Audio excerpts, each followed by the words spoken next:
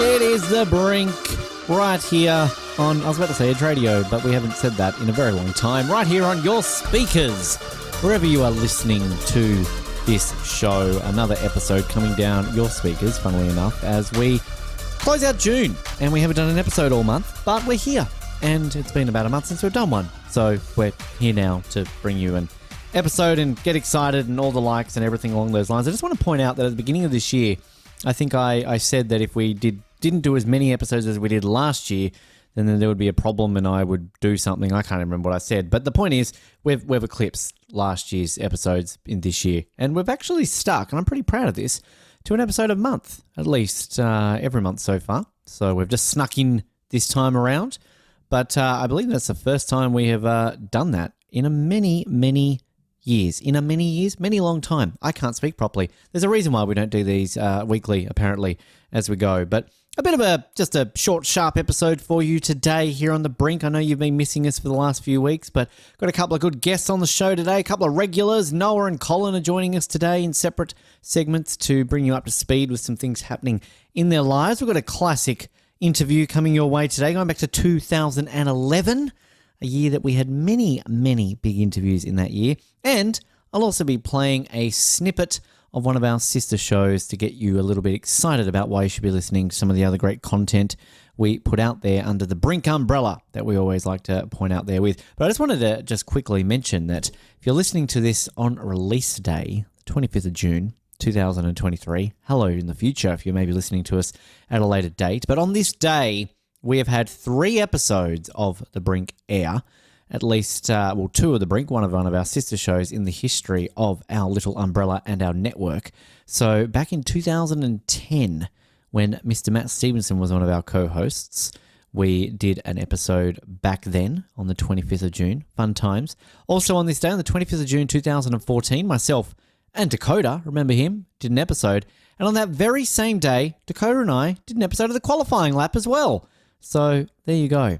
Fun time down memory lane and on this day section of The Brink and the Brink family. So perhaps you remember those episodes. I don't really remember those episodes, but I'm sure you do, because some people are maybe avid fans of this show over our close to 20-year history in various different forms.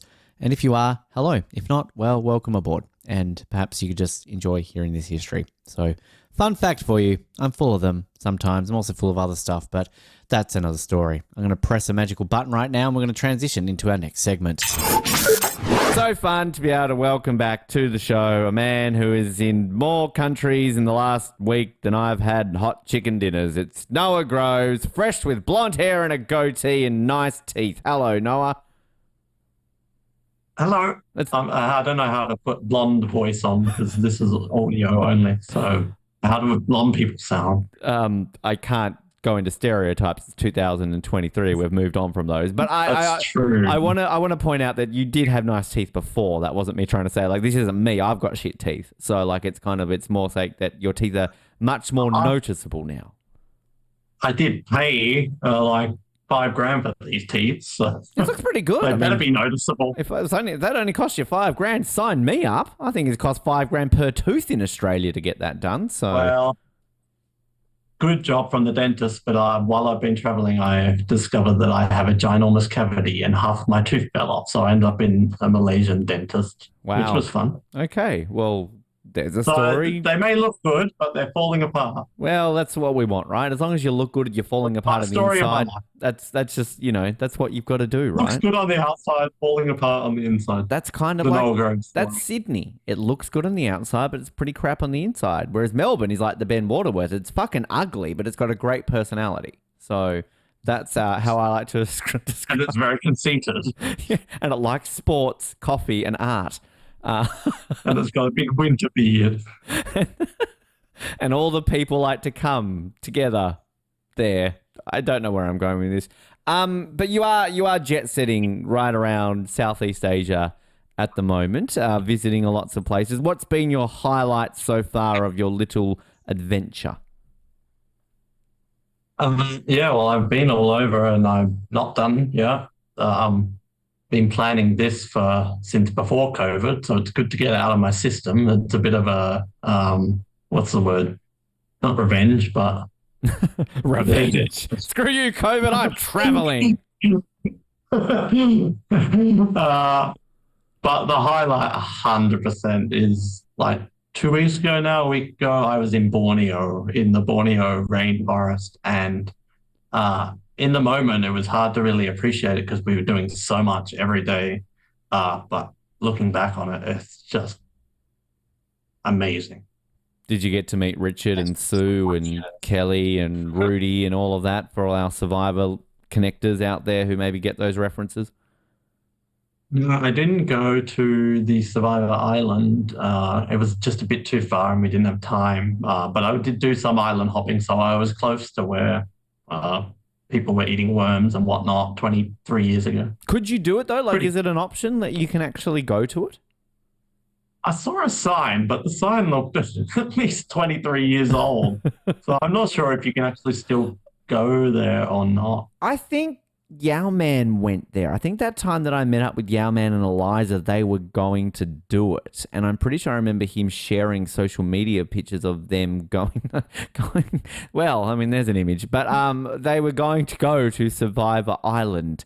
So maybe they did. I don't know. It was not too far from where I was staying, but it was still quite a ways.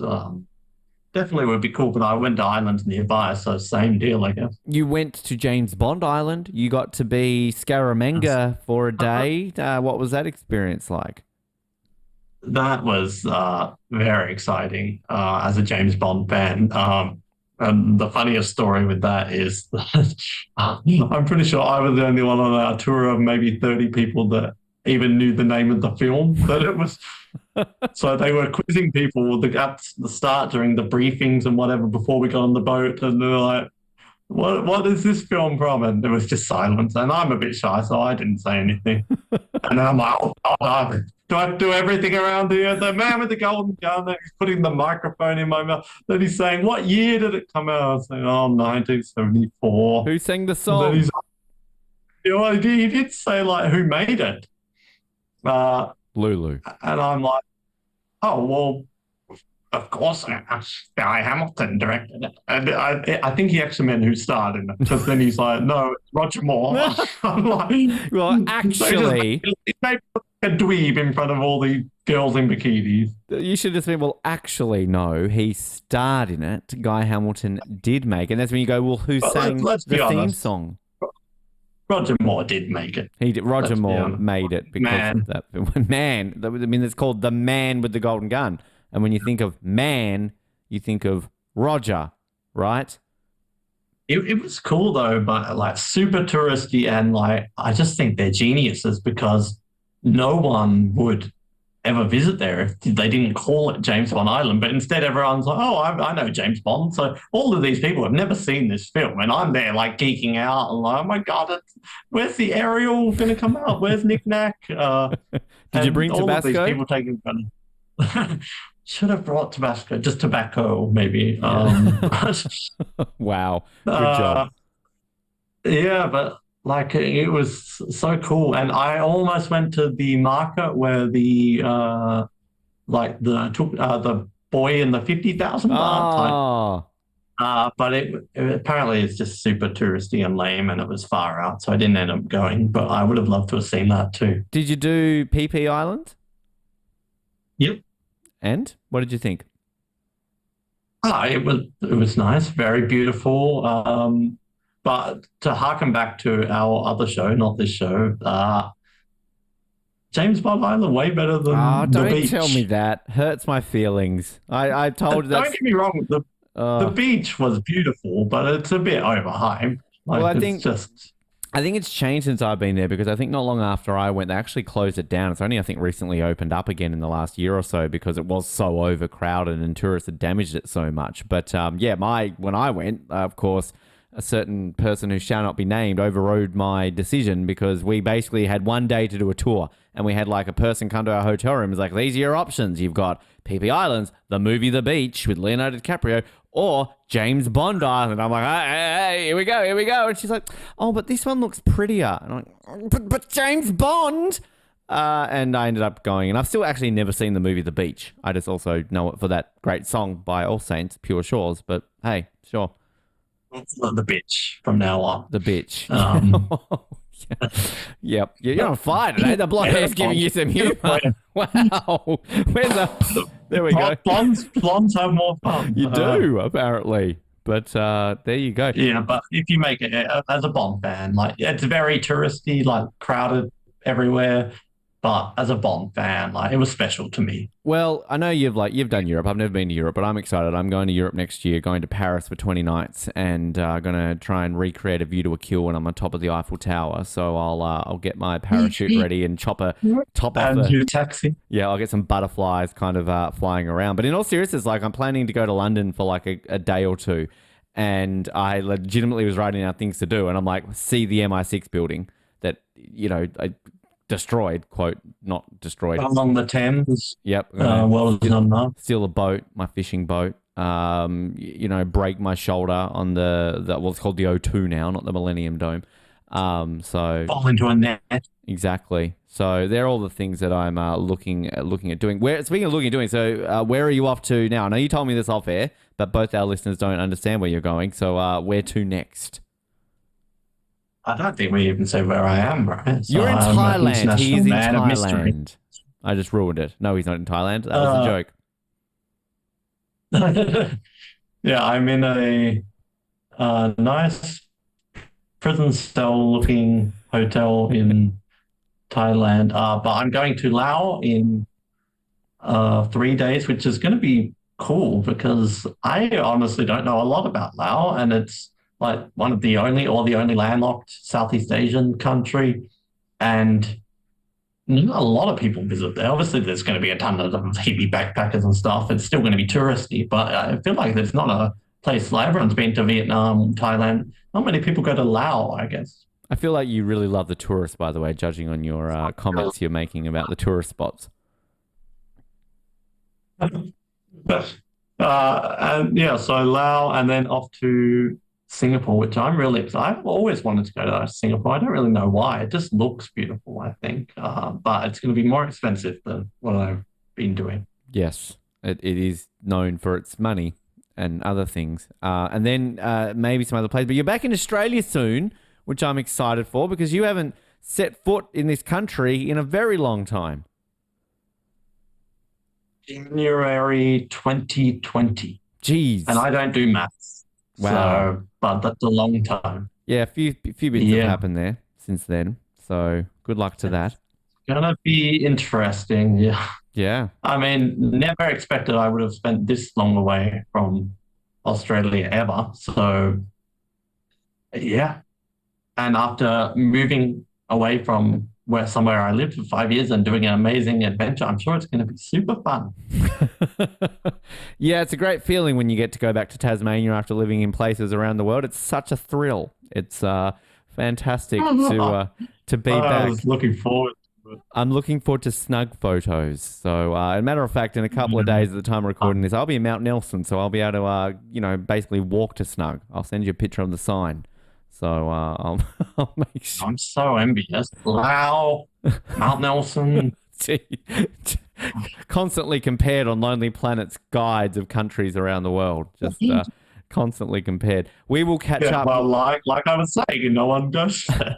We will catch up with you soon, and also probably in person because I think you might come see me, or I'll come to Snug. We'll do that too. But Noah, thank you, and hopefully next time your hair will be. And bright I would come to Sydney. I never said I would come and see you. Well, true. That's all right.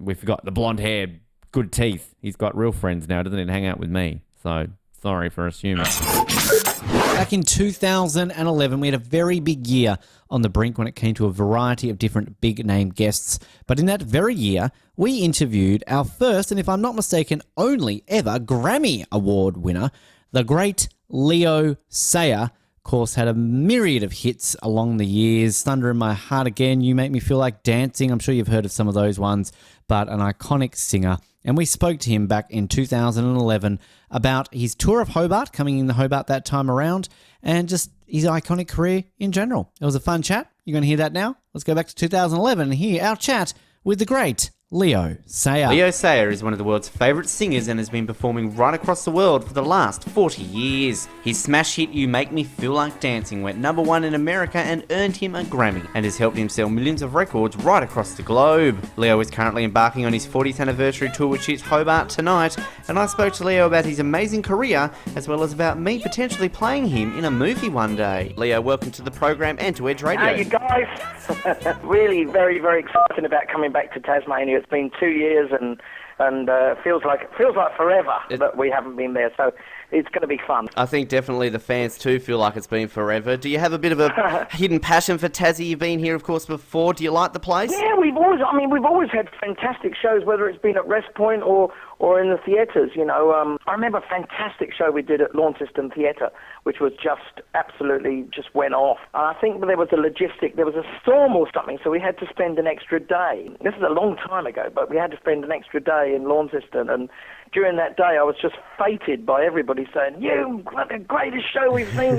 You know, so that's kind of Tasmanian hospitality, and I think it always stays with you, you know. We have a passion, I think, for big-name artists such as yourself, Leo, because we do tend to miss out. It's been getting better recently with a lot of the big names that have been coming down here, but when someone such as yourself comes down here, we all come out and support you, and it's fantastic to get this entertainment here in Hobart. Well, sometimes the promoters forget about it. I suppose it's the logistic of one more plane flight, you know, because you can't really sort of, you know, take a ferry, can you? Oh, well. So you can do, but it's a bit rough. It is a little bit. It can be, but I think it's always special when we get a chance to go down there, and I think that things are very relaxed as well on the island. I think that's the core factor that really makes every show good. Yeah, and we were saying very relaxed people down here, not as spoiled as some of the people up there on the mainland. As much as we love you guys up there, we've got our own hidden paradise down here, I think, Leo. I know. But we've had a fantastic year. We've been touring everywhere. It's just great. I mean, this is... last weekend we did show 55 out of all the band shows. So it's just been crazy. And... we've been seeing places and getting to places like, you know, in northern Queensland and northern South Australia and the far west that we've never been before. And, you know, meeting fabulous audiences that really, it gives you a kind of relevance, you know, to all Australia. It's a time when you turn around and say, yes, really, I am Australian. So I think like an Australian now. All of the sort of international act status is kind of still there, I guess, but it's as if I'm a local. I actually say I'm Australian to everybody now. Thinking like an Australian. So what does that mean? You actually go for the Wallabies now in the World Cup at the moment, do you, Leo? I kind of, yeah. I always went for the cricket team. Although I've got to say, I don't know, there's this kind of underdog thing about Wales, which is very exciting at the moment when it comes to the rugby, because, you know, I always remember the traditions of Welsh rugby, and it was always so important to them. It's an interesting competition, though. I think it's one of the best World Cups for ages, I've got to say. It's so tightly fought, and I think that what's interesting now is, I think it happens all the way through sport. I mean, one of my favourite sports is Formula One, and I'm intrigued at the way that some people start out the year with an advantage, but that advantage can change. And the same during this Cup, you know, and look at the French. They weren't very good at all, but they really turned it around, you know. Exactly. It's always the emotion of sport that brings out. And you've actually answered one of our questions there, Leo, because I'm a massive Formula One fan myself. We actually hosted another show on this station called the F1 Show. And I've actually wanting to get your opinions on the season. We've just seen Sebastian Vettel wrap up the championship. And pretty cleanly done. Very much so. What are your thoughts on the season this year? And also Mark Webber, do you think he's going to be champion one year, Leo? Yeah, I just think that things have kind of slightly changed this year because they really... Well, let's talk it straight. They've given them all crap tyres. So that what you've got probably the most strategic thinking racing drivers, probably also the most patient racing drivers have come to the fore this year. And you'd have to say that is amazingly Sebastian Vettel, who's matured just incredibly in 1 year. And he's able to pot around while his tyres are bad and wait until his tyres are going to be good when he gets in to get a new set. And the other guy is Jenson Button, who I'm very proud to say is a really good mate of mine. But they think, you see, a little bit out of the box. But I don't know. I'm a little bit critical these days. I don't think it's pure racing. I think that's what's affected the pure racers in there, and I'm saying people like Mark Webber and Lewis Hamilton, and I think that they're suffering this year because basically of these very silly tyre rules. And DRS, KERS, they sort of add a sort of artificial element to it, don't they? Well, I think that these guys are all pretty much geniuses with hand-eye coordination, so they can handle all those things fine.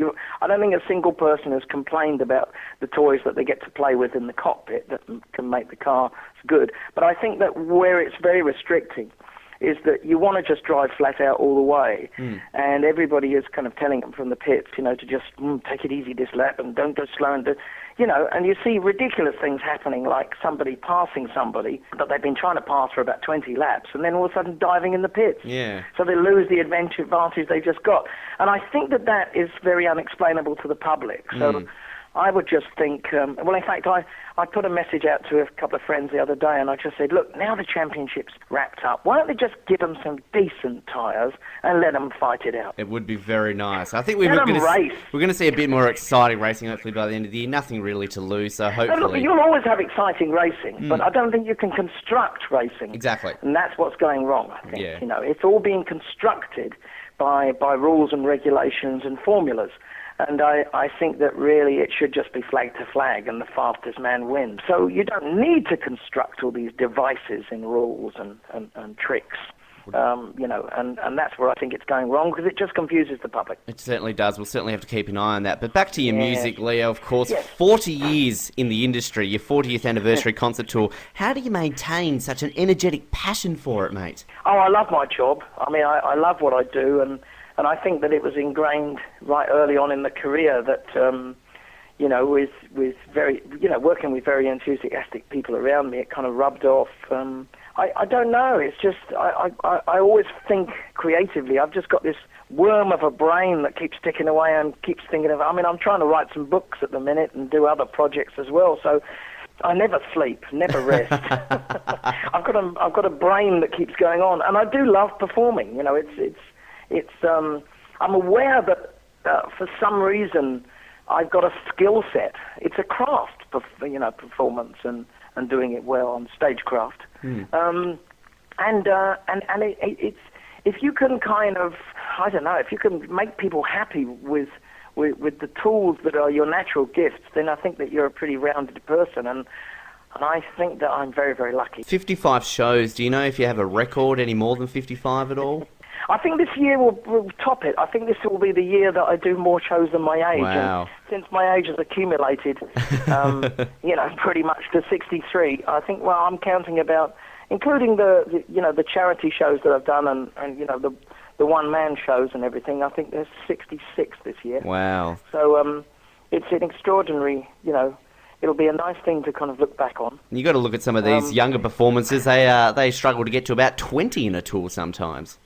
Yeah, but you've got to kind of enjoy it while you can get it. I mean, a good thing about being popular in Australia is that the invites for more work have come in as the year has progressed, and I like the business, the way that our business isn't slowing down in any way. If there's a recession out there, well, people still need entertaining, and a lot of the clubs that we've been playing and theatres have just sort of said, yeah, add us, and I'm amazed that when you go to some of these small municipal theatres, and you think of the club in Launceston in that case, and you think how they managed to keep such a heavy roster going all year, which is fantastic. So in a way, it's tough that we have to drop the ticket prices a little bit, and we can't rely on totally sold out shows everywhere, but we're all still working, and the clubs are thriving, and the venues are thriving, and theatres are thriving, and councils keep putting money into entertainment, so that's good. Now, throughout your amazing career, Leo, as well, just some of the highlights that I'll quickly list here for you.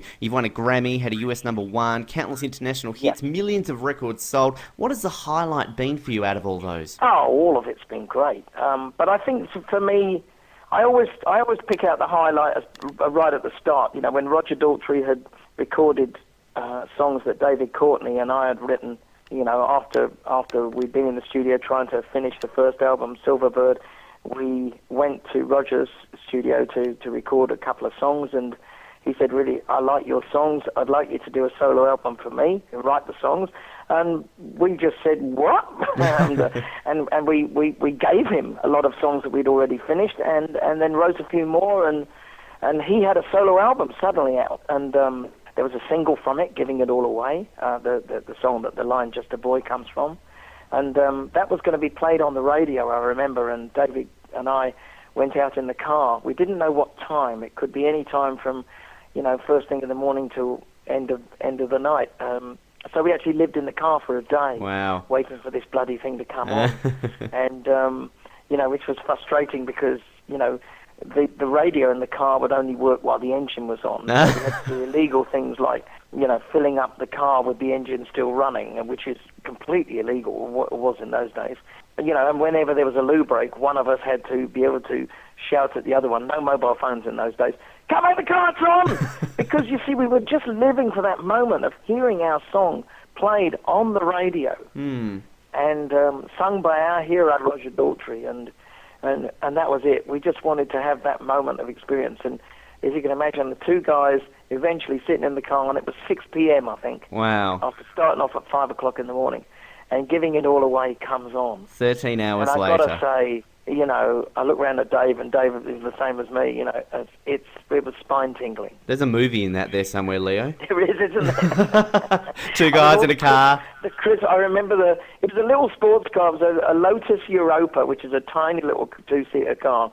And behind us there's a sort of like, just barely enough space for a bench seat in, and that's filled with crisp packets and Coke bottles, and you can imagine it. Yeah, I can. I'm thinking of it now. I didn't smoke, but David...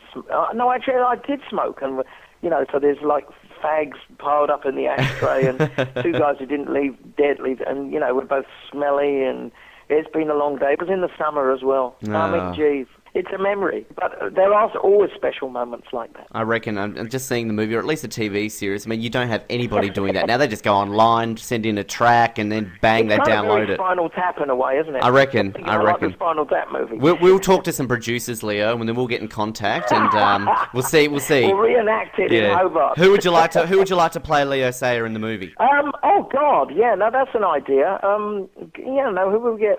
Brad Pitt, probably. Yeah, of course. I reckon we've got to go for the most handsome. Exactly. We're good friends with Brad. We'll call his agent. agent. It'll probably be one of the guys from The Chaser in real life. A bit of Andrew Hansen or someone in there. Yes, exactly. Or Hamish and Andy. Yeah. Look, absolutely. We'll play me and Dave. As long as it's not Kyle and Jackie. Okay, then. All right, then. We'll completely cancel it. Worst case scenario, you can have me playing you. How about that? Oh, there you go. My favourite DJ. Yep. Oh, I like the sound of that. Now, before we wrap it up, Leo, with a set of 5 questions we do like to ask all our guests. You mentioned before you're 63 years young at the moment. How much longer do you see yourself doing this and burning up the charts with all your hits? Oh, good question. Forever, I guess. I've always been a fan of those guys that, like the comedian Tommy Cooper, who actually died on stage. I love the ethic that you sing till you drop. And that's really sort of, I'll be happy to do that. Look, my health is good. I seem to be, able to look younger than my age. Everybody seems to think I'm younger than I am. I have my adrenaline and all running and pumping really good. Ironically, that's what killed my dad. He couldn't raise any adrenaline, and when he died, of cancer, unfortunately. So I've inherited all of his. I've got optimism galore. I still love what I'm doing. I'm writing new songs at the minute, new album soon. Yeah, it just goes on, really. I just see it going on and growing and growing and growing. That's what we like to hear, Leo. Well, now we're going to wrap it up with a set of 5 questions we do like to ask our guests. The easiest questions you will get in your entire career, Leo. I guarantee you that. This is going to be tough. Well, look, the toughest... I've got moments because I've got to be off running in a moment. Well, look, here we go. We're going to wrap this up. Question number 1. What is your favourite type of cheese? Oh, English cheddar. English cheddar. Nice and easy. I like the sound of that, Leo. I think that's the first English cheddar we've had on this program. So, yes, jolly. I love cheddar, yeah. We'll add that to the list. Question number 2. Are you a folder or a scruncher? Folder. Folder. Yes, smart people. Yes, definitely a folder. Neatness every time. Absolutely. Growing up, Leo Sayer, who was your childhood celebrity crush? My childhood celebrity crush? Wow. I think it was Brigitte Bardot. Oh, right. Okay, yes. Yeah, she was just so exotic. And growing up in England and everybody telling you that France was the enemy, but no, it was fascinating. No, I'd go there. French was wonderful. Yeah, one thing the French have produced that is good. Also, growing up, what was your dream job, Leo? My dream job? Oh, fighter pilot. Oh, right. Yeah, totally. I mean, I just wanted to be a fighter pilot. You could still achieve that. Next good would be racing driver, but fighter pilot was really it. Have a chat to Jensen. I'm sure and kind of, really flying a Spitfire in the Battle of Britain, that would have been it for me. You should have a chat to Jensen and get him to swap careers for one weekend or something like that. I think actually, funny enough, he always wanted to be a fighter pilot as well.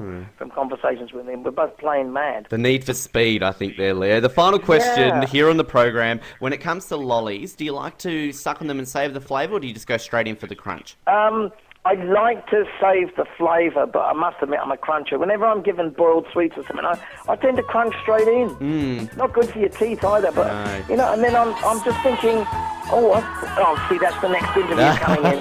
Well, that's the final question anyway, Leo. It's been an absolute pleasure. Looking forward to seeing you. Tonight in Hobart. The good, the bad, the ugly brings us out. Perfect way to wrap it up. See you tonight at the casino, mate. Enjoy the rest of your time, and thank you for being on Edge. Always exciting to talk to a man who goes, hey, about his country that he loves. It's Canada, if you don't know the national anthems of the world, I think. Is that Canada? It's Canada. I just always need to check. Definitely is Canada. Definitely is breast Canada. Colin Hilding, welcome back to the Brink. Oh, thank you, and thank you for playing my walk-up music. Yes, would that be your walk-up music if you were a person who did walk-up things?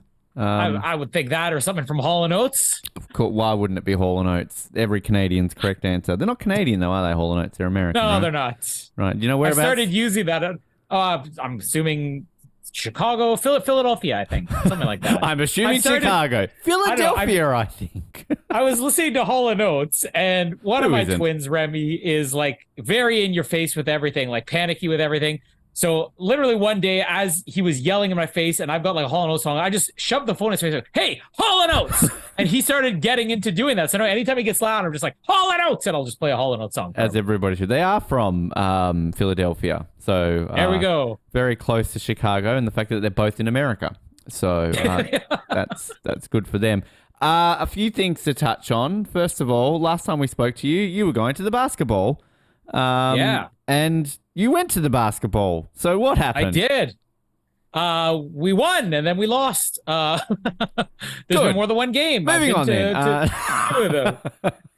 I mean, there have been many minor league basketball leagues over the years. I think even a couple of Canadian ones. Most of them kind of fold after a couple of years, but there's this one new league, CEBL, Canadian Elite Basketball League, that started 5 years ago, and I don't know why it took them so long to give Winnipeg a team.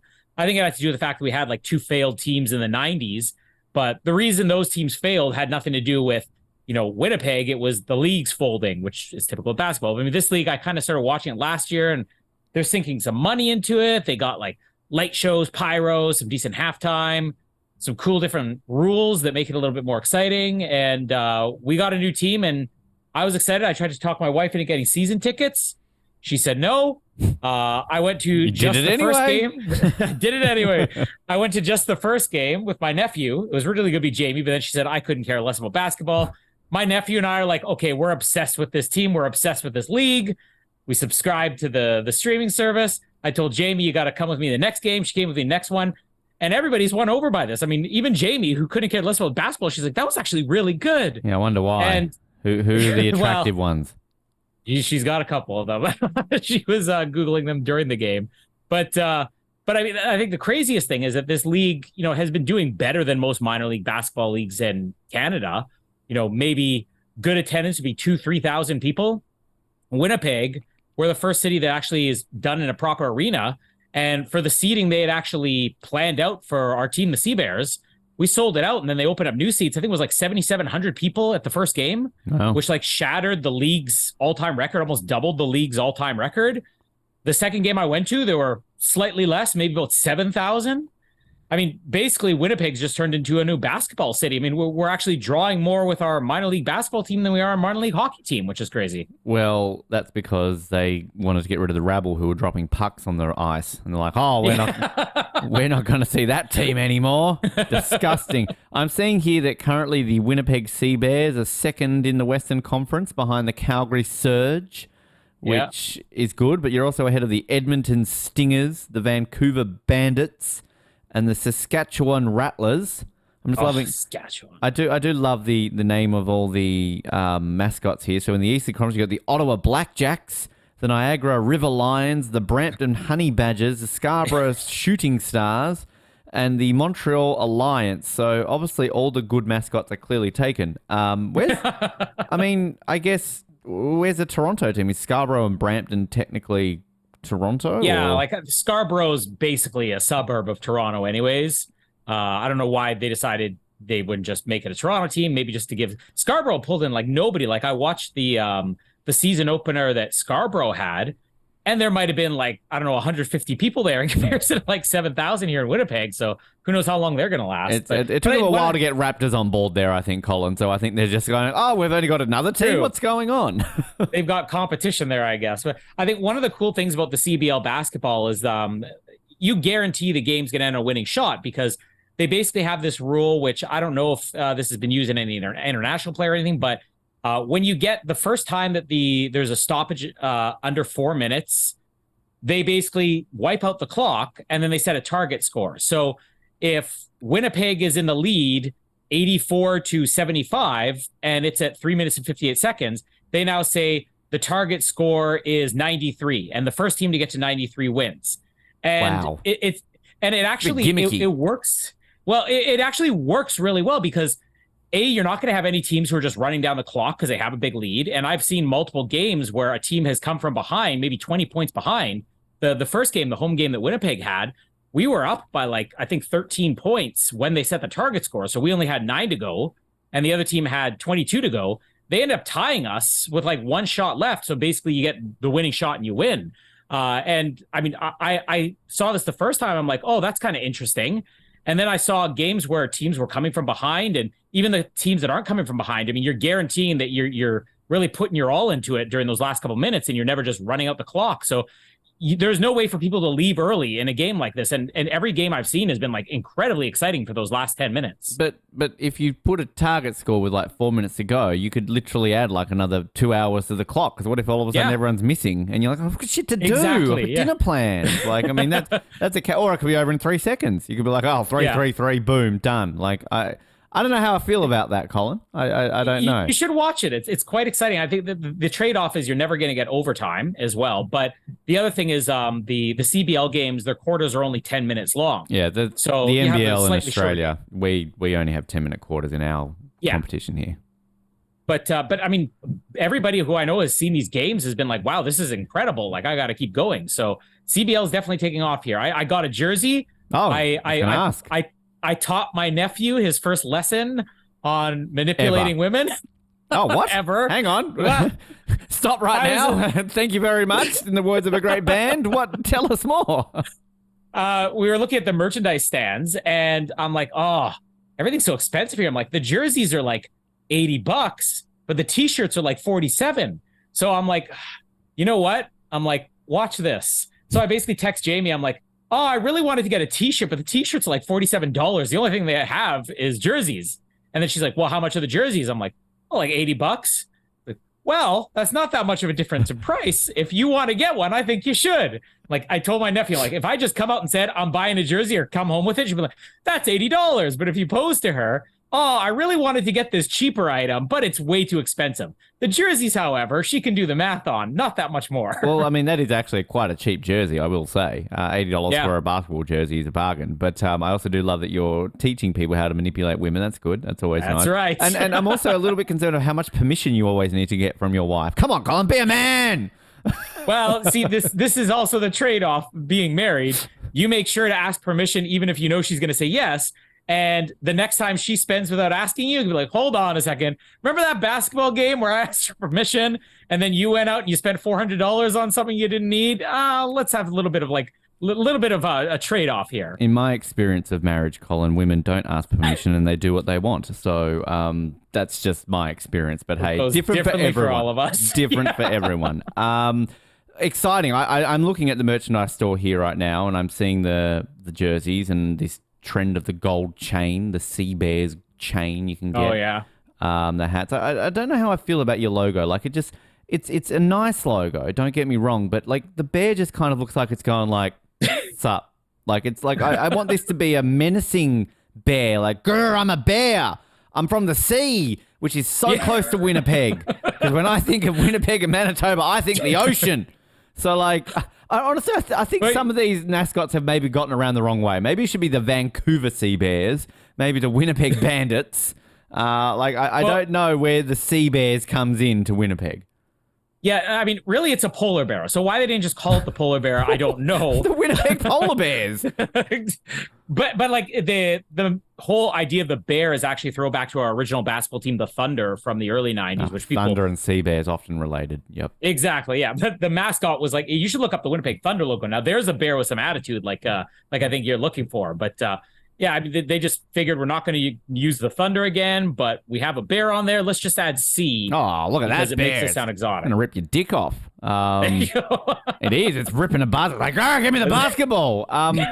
Which is interesting because we had that when Tasmania got a team back in the NBL a few years back. Like, traditionally, we were the Devils. Devils, it's Tasmania. It's our iconic symbol. And then when they folded in the 90s, basically that sort of was always kept alive. But then our Australian rules football team sort of took it on board. And now that when we got back in the NBL, they wanted the Devils, but the bid for us to get an AFL team had sort of said, hey, but we want the Devils. So we're like, okay, we'll be ants. We're the Jack Jumpers. Which, the ants? Well, the Jack Jumpers is a type of ant. It's a vicious ant, which over the years I've become used to more now. So now that we've gotten the AFL team, it hasn't been formally announced, but it's expected that we will be the Devils because apparently there's a bit of legal wrangling we've got to do with Warner Brothers because they're like, hey, we own the trademark to the Devils. And we're like, hey, you stole it from us, you pricks. Where's our money for it? And they're like, okay, maybe we'll negotiate. I already know the negotiations are going to end up in you being called the Sea Devils. Yeah. I think that'll be the trade. Well, the one that there's like a comedy group, which we played on this show a couple of weeks back with Josh, is that they were... we've got like this weird, it's like a native hen. It's a weird little bird that just walks around and pecks shit. It's not that great. But there's a nickname for it. It's called the Turbo Chooks. So they were talking about calling us the Tassie Turbo Chooks, which no, it's fun, but no. You also like to run, which is nice.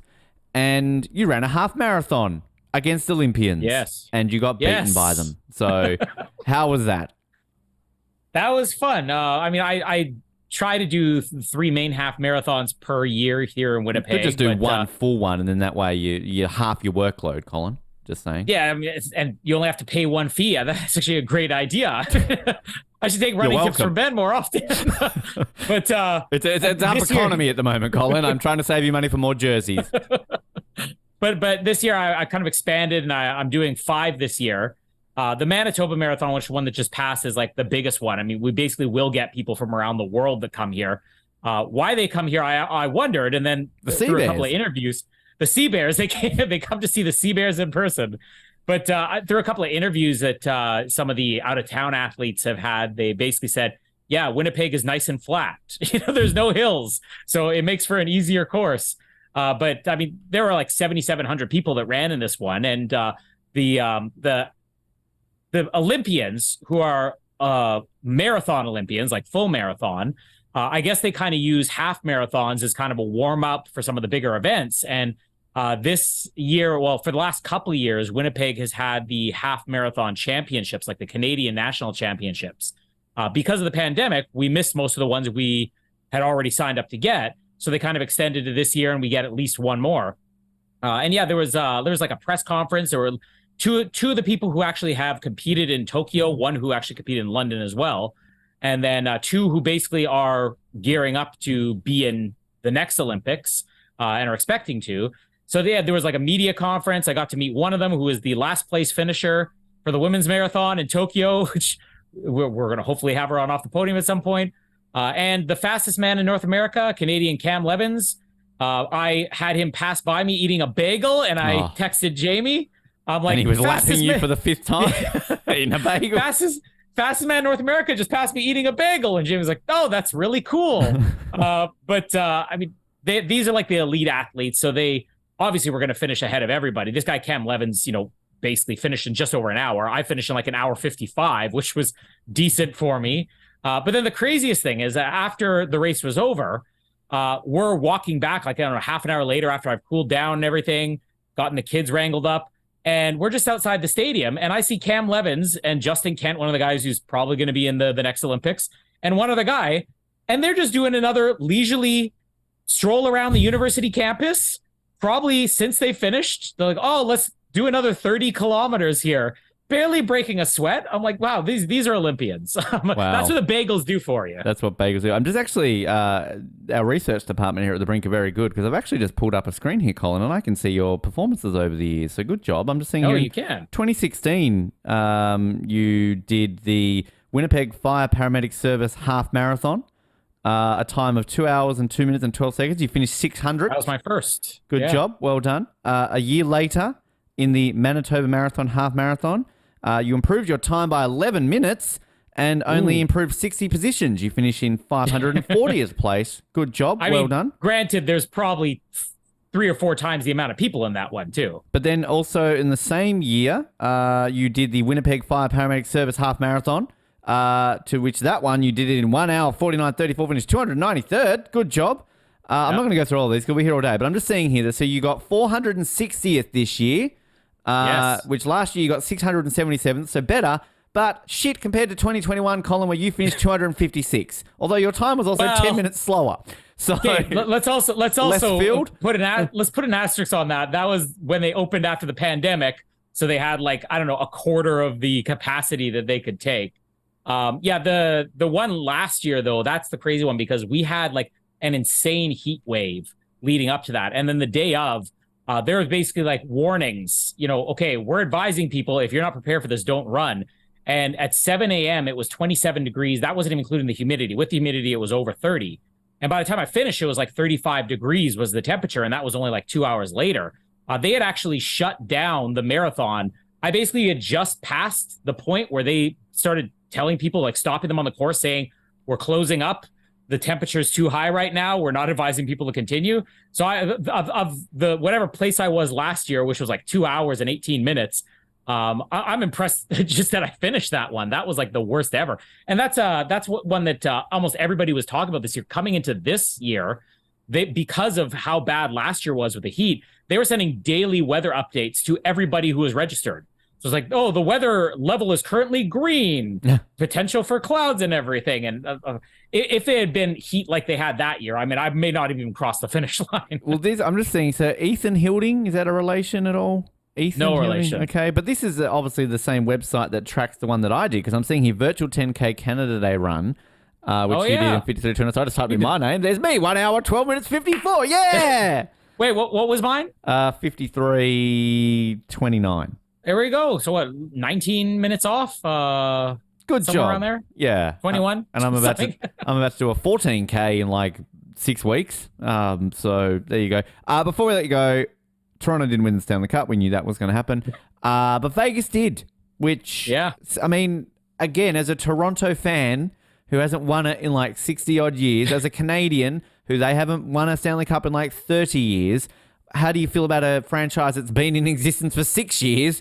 Going like, hey, everyone, we won a Stanley Cup. Suck at everyone else. I felt good until you phrase it that way, so thanks. You're welcome, Canada. You're welcome.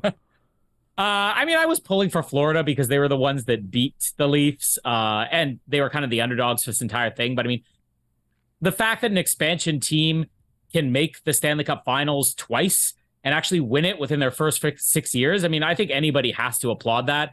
There was a Winnipegger on their team, which really wasn't talked about in the media leading up to it until they actually won. I would have liked it for it to have been a little bit closer, but I mean, good for Vegas. I think it's a well-managed team. I remember during that year with the expansion draft, where a lot of people afterwards are like, they did something kind of clever here that we didn't expect anybody would be able to do. And they got a much better team than we expected them to. But 6 years later, they've still held it together. And I don't know. Were there any years they didn't make the playoffs? I'm pretty sure they made it. They've made 4 out of the 6 years, and I think one of them technically is the playing years potentially. I don't know if that really, the bubble year. But no, at least 2, I believe. But I mean, because they made the conference finals, wasn't it, last year as well? So they nearly made the Stanley Cup final. So they've done pretty well. Which I mean, Seattle didn't in their first season, but in their second year, they made it to the second round. So there's something in the water when it comes to the expansion. Because we talked about this, I believe, Florida, in their second season, didn't they make the Stanley Cup finals back in the 90s? No, it was, I'm trying to think.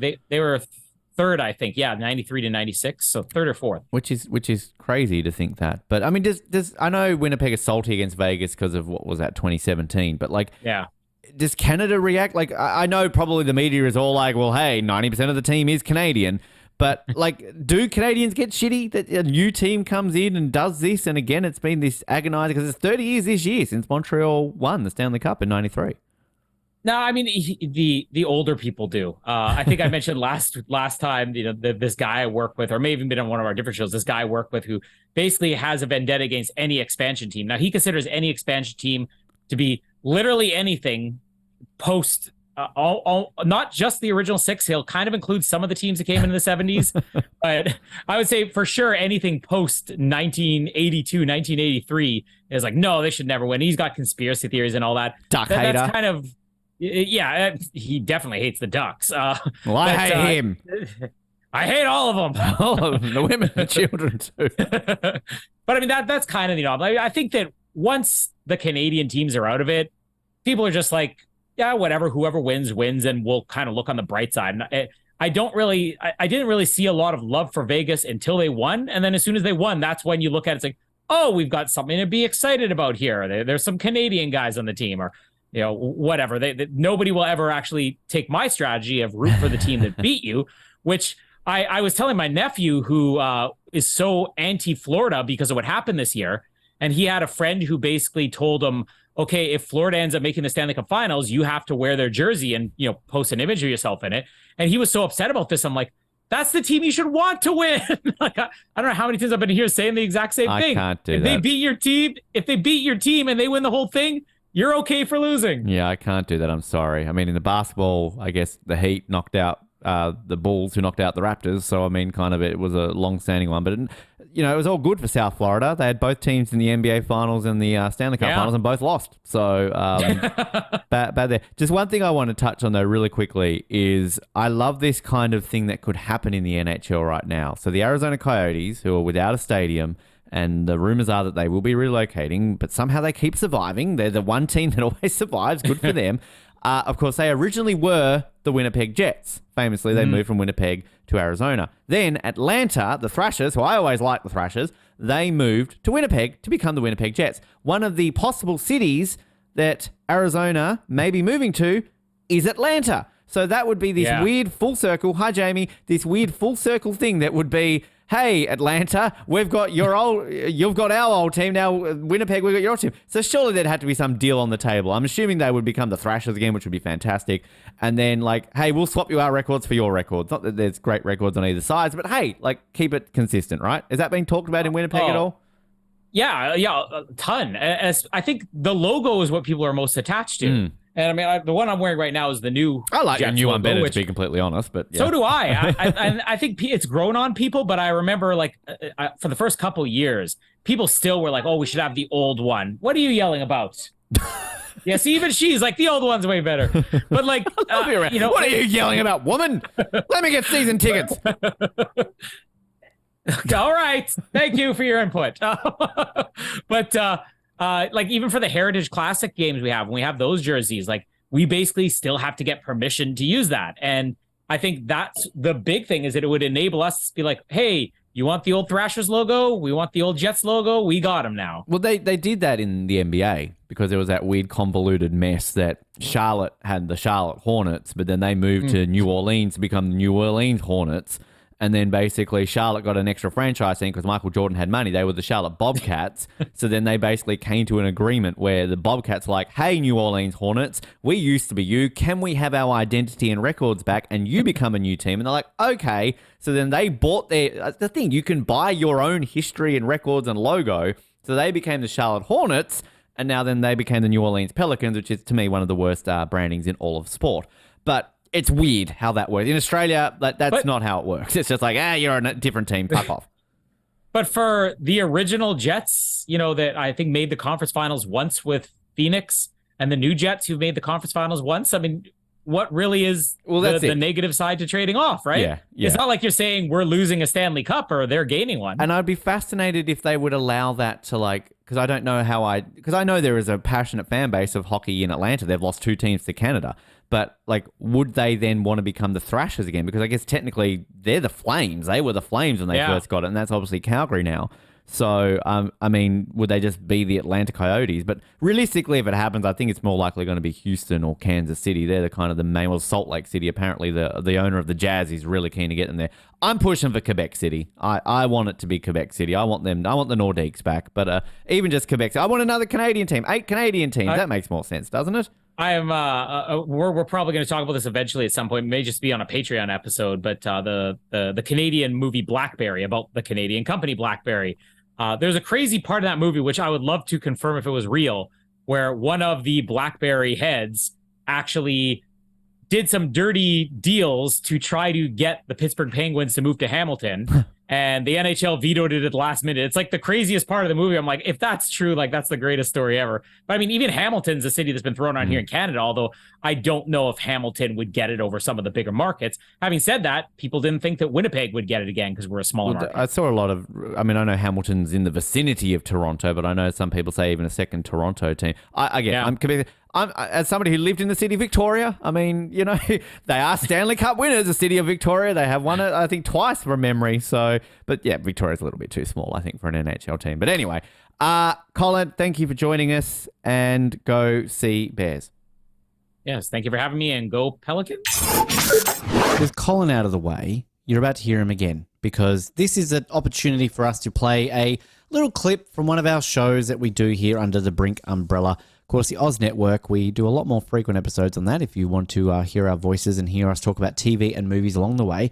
We recently did our series on Indiana Jones. Of course, this week, the 5th Indiana Jones movie, Dial of Destiny, goes into cinemas. So we decided to recap the first 4 of those Indiana Jones movies. And during one of those episodes, we got a little bit sidetracked, a little bit excited, as we often do, a little bit offensive, as we often do, and we apparently discovered that Steven Spielberg only found out the Nazis were evil after he filmed Schindler's List. How did that come about? Take a listen. The first draft they had of this was Nazis. Again.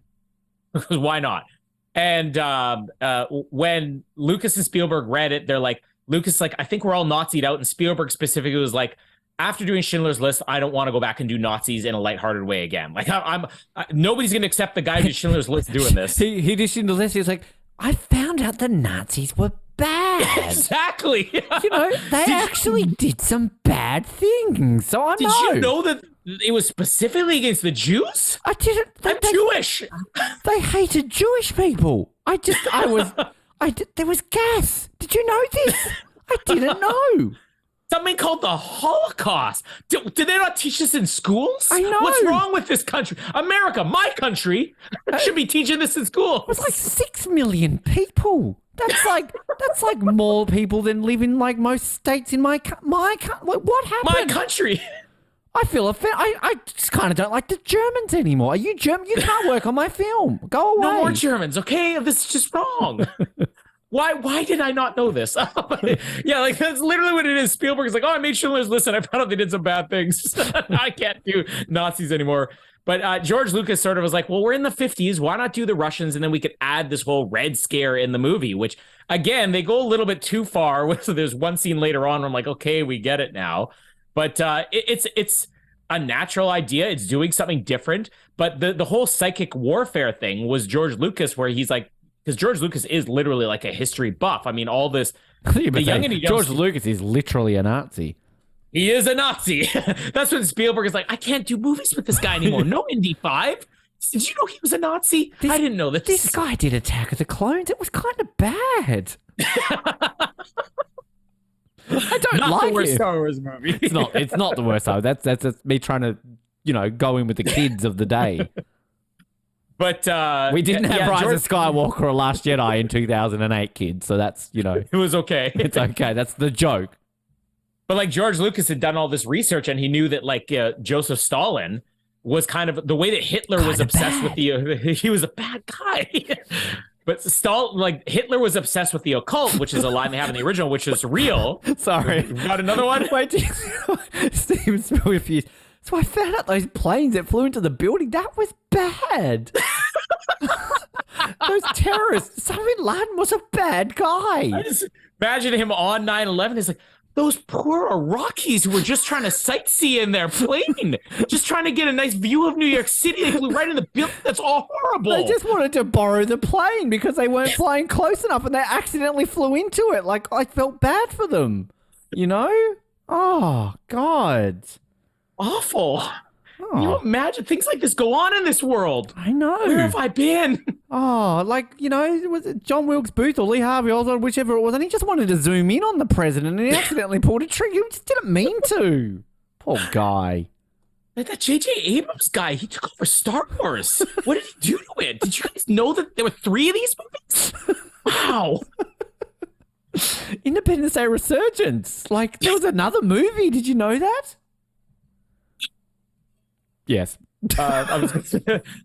So I tried to call Harvey Weinstein about this project I thought he'd be great to work with on. Did you know he did some stuff to some women?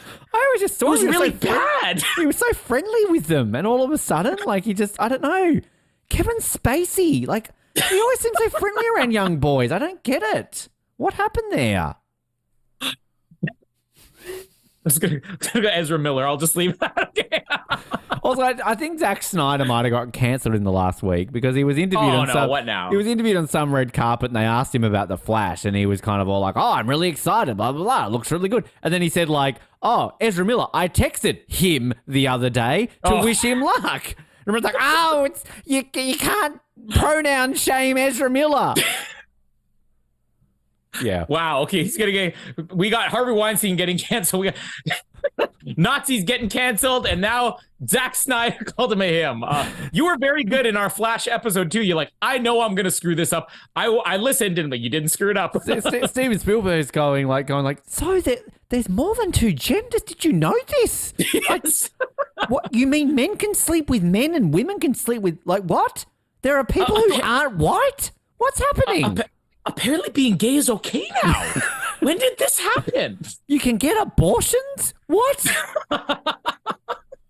Well. Did you know that women can vote? Tate, have you been voting this whole time? I didn't realize. You know those people who've got picking cotton? That's illegal now. Can we cancel that shipment from Africa that we've got coming in? I don't think we're allowed to do that anymore. I didn't know.